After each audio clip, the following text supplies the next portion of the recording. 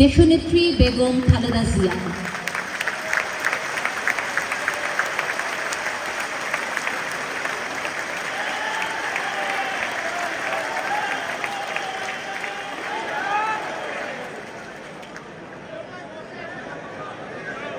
বিসমিল্লাহির রহমানির রহিম।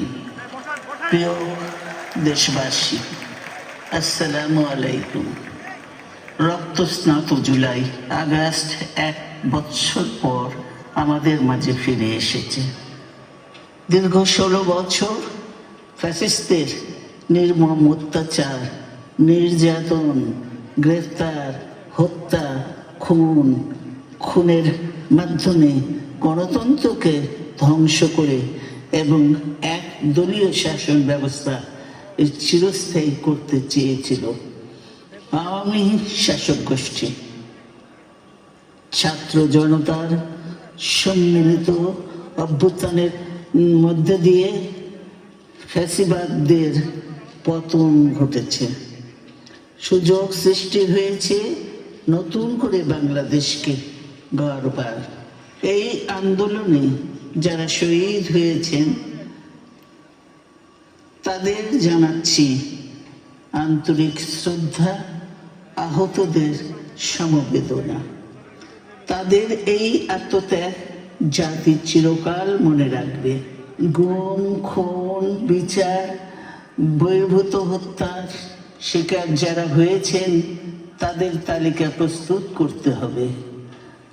দ্রুত বিচারের ব্যবস্থা ও রাষ্ট্রীয় স্বীকৃতি নিশ্চিত করতে হবে। প্রতিটি পরিবারের সম্মানজনক পুনর্বাসন ও নিরাপদ ভবিষ্যৎ নিশ্চিত করতে হবে। প্রিয় দেশবাসী,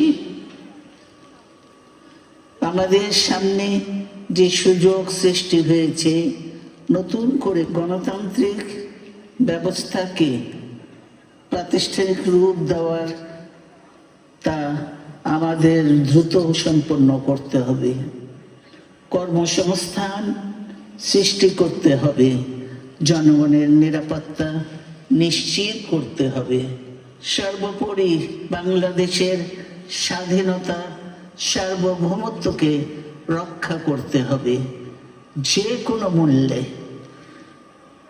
বীরের এই রক্তস্রোত, মায়ের অশ্রুধারা যেন বৃথা না যায় তা নিশ্চিত করতে হবে। ঐক্য বজায় রাখতে হবে। আসুন আমরা সবাই মিলে শহীদ জিয়ার স্বপ্নকে বাস্তবায়িত করি কোটি মানুষের নতুন বাংলাদেশের নির্মাণের স্বপ্নকে। আল্লাহ হাফেজ। বাংলাদেশ জিন্দাবাদ।